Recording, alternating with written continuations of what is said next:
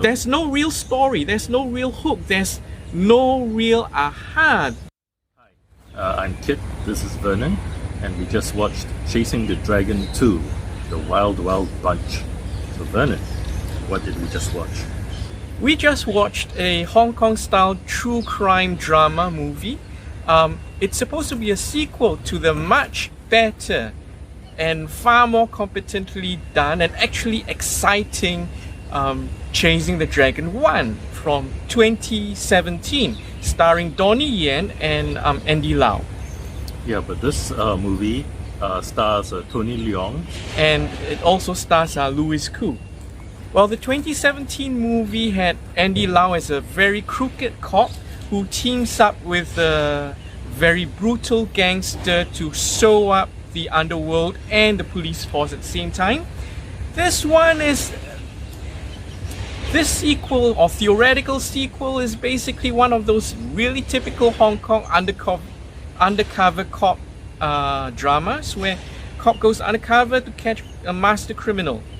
It's dated to 1997 or 1996 on the supposed eve of the handover of Hong Kong to the Chinese. Which didn't really play much of role in the story, so I don't know why they did that.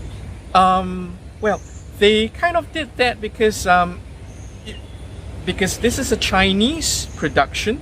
It was shot mostly in China, and there are some rules that the directors and scriptwriters have to follow. Well, what rules? Okay, the rules are like your Hays Comic Code rules. Number one, criminals are always bad and they must be captured and brought to justice at the end of the story. So you cannot valorize criminals, unlike the first one. The first one had Donnie Yen's brutal gangster sort of valorized because he was written as, the excuse was, he's a folk hero, he's exploiting the corruption of he's exploiting and bringing to light the corruption of the British colonial police force in Hong Kong at that time. Where the 2017 movie was based on real life events and characters, this one, as far as I can tell, is completely made up. Yeah, and Tony Leung's criminal mastermind, whose modus operandi is to kidnap people, and ask them very, very nicely for their money back. For me, okay, the good news is that the pacing is good. The pacing is good, but it feels very formulaic. Not just formulaic, but stupid. And predictable. And very predictable. Whereas the 2017 film had several set pieces shot in a in-studio construction of the walled city of Kowloon.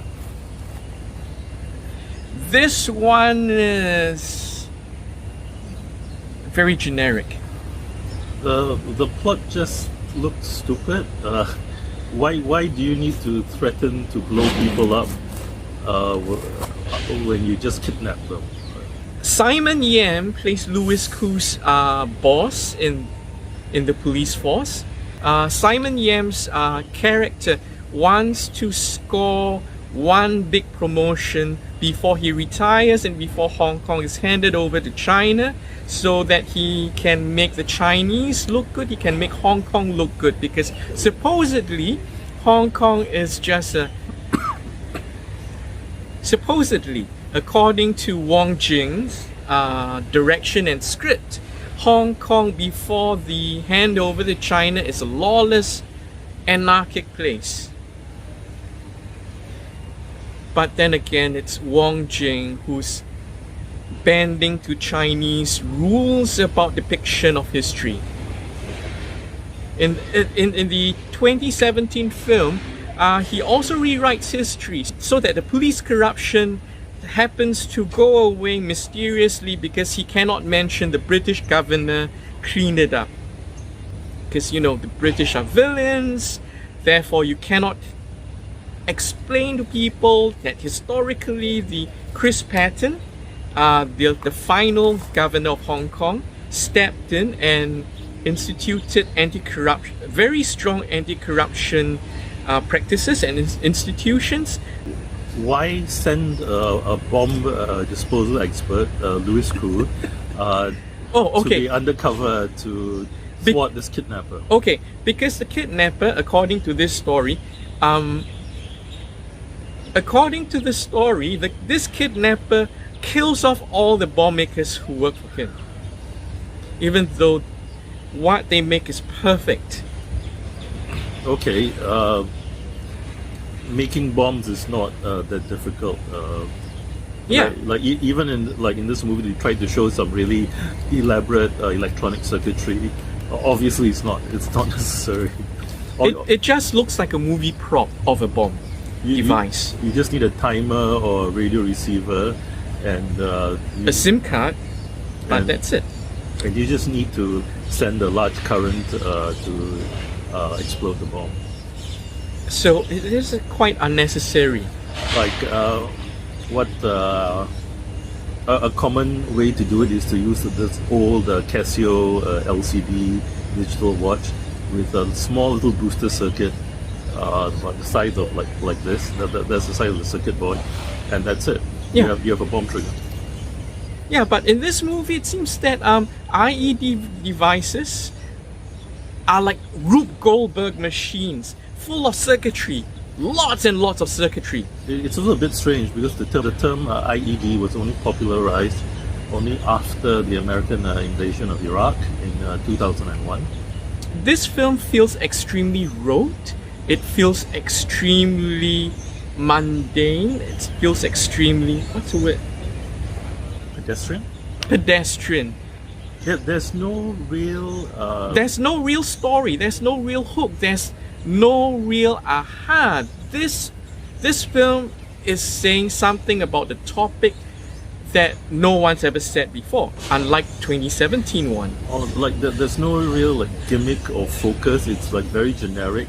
It feels entirely generic. It's like they said, oh, we want to make a crime drama, so what can we come up with? So they just pull the cliches from all the tropes from Hong Kong TV dramas, which it's totally fine. But then when you're making a movie, there's zero suspense because everything is telegraphed so blatantly.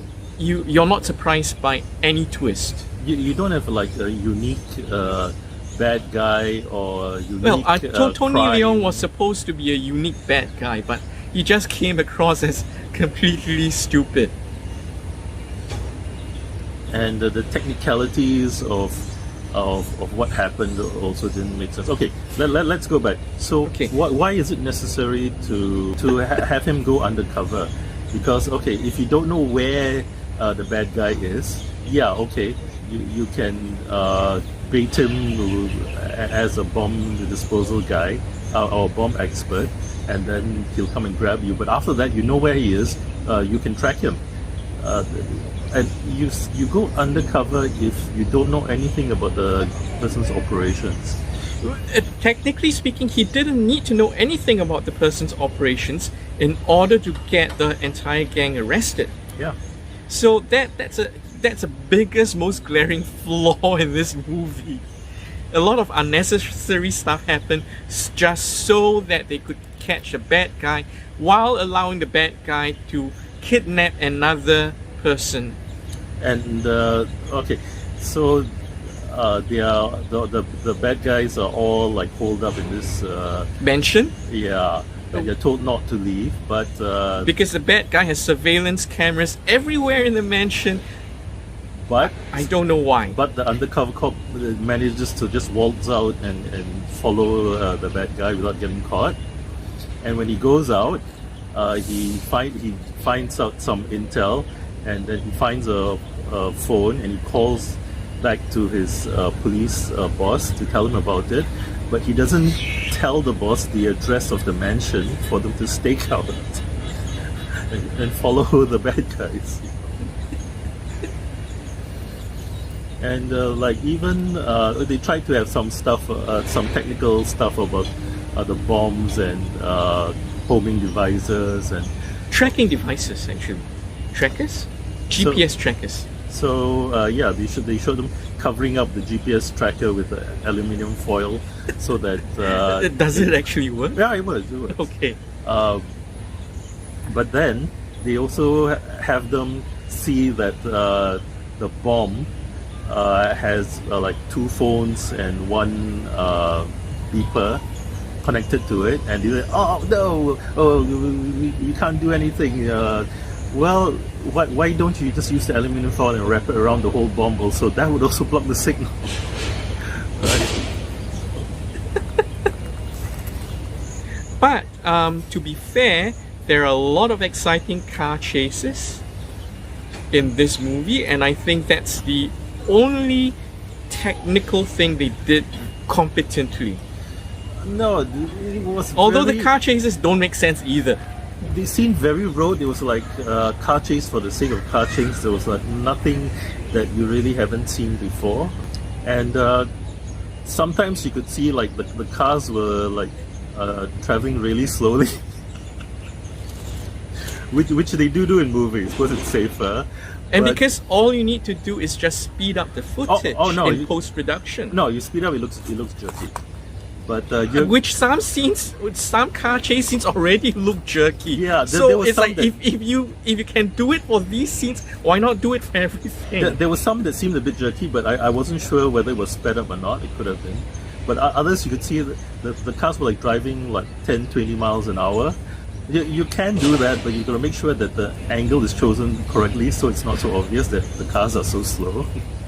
There's a subplot about one of the gang members wanting revenge on the chief bad guy's brother.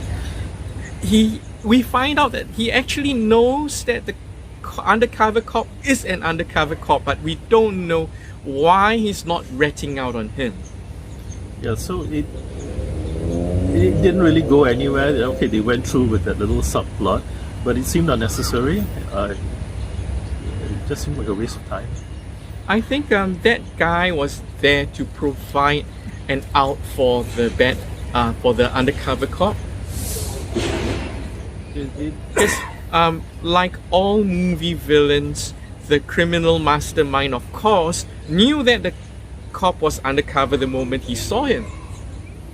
So the disgruntled gang member is there to fulfill his function, to help set the undercover cop from. That wasn't necessary. They could have done it another way. So I also don't understand the last part about needing to get the bad guy over into Guangdong from Hong Kong. Is it because they're saying the Hong Kong police cannot handle him? Yes, I think so. Yeah, But the ideology is always there. It's like the CCCP get their guy. because the CCP get their guy because the Hong Kong police force is too corrupt or too incompetent.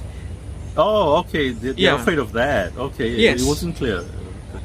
I think the problem with Hong Kong cinema post takeover is that in order to get big productions done, they have to get Chinese production funding, and Chinese production funding comes with a lot of rules about how you can or cannot portray crime, how the Chinese police force must triumph.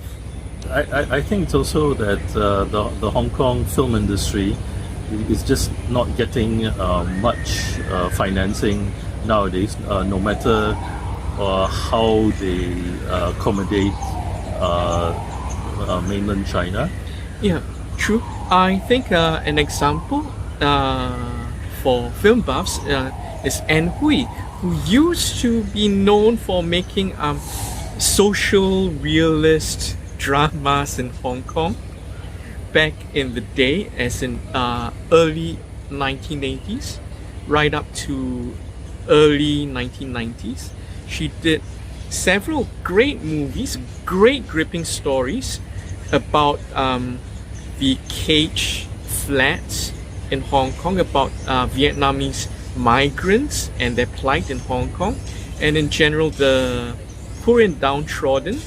But these days, in order to get any film funding, she's got to make really jingoistic, propagandistic, pro-China films.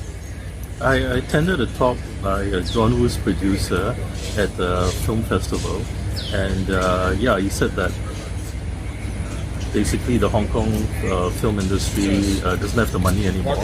And he told a story about going to Beijing to talk to some big mainland financier, and he said he was like trying to talk in his really bad Mandarin to the guy, and the financier was just trying to be polite but didn't really take him seriously.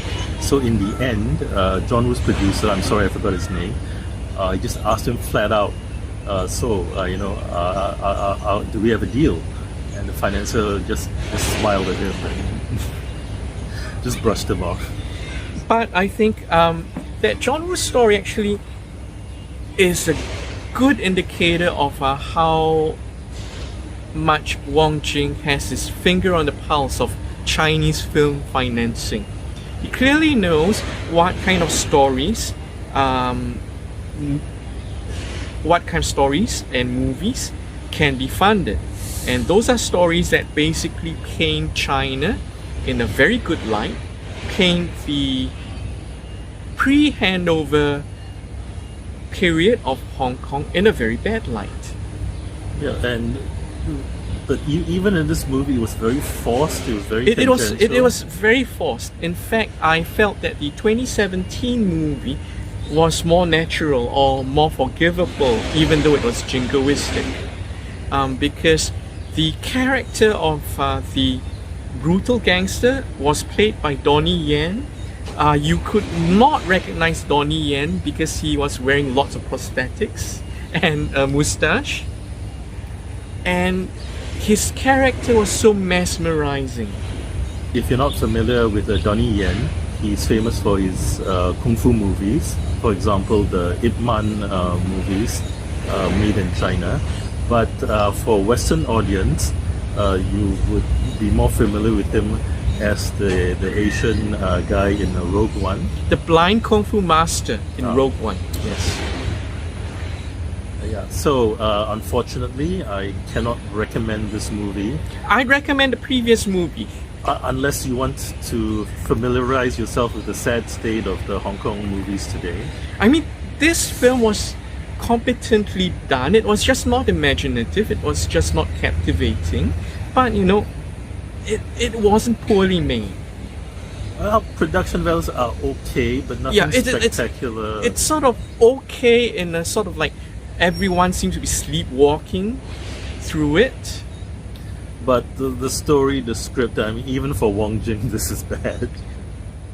Yeah, Wong Jing is, before he made it really, really big in China, in Hong Kong, he was a small-time director who made very profitable films, like very vulgar films, very terrible and gross-out comedies, you could say. But entertaining. Very entertaining and very imaginative, because you can't see his jokes coming right at you until they hit you in the face. And then you start groaning because they're so terrible. But you give him, the credit for making those jokes work. Sadly, I cannot recommend this film, although I think Wong Jing will probably try to make a third Chasing the Dragon film. Yeah, and the title doesn't make sense also. I mean, chasing what dragon? The dragon presumably is the criminal mastermind that rises up every time Hong Kong is corrupt. And the Wild Wild Bunch isn't really wild anyway, so... Yeah, the Wild Bunch presumably is a reference to some movie.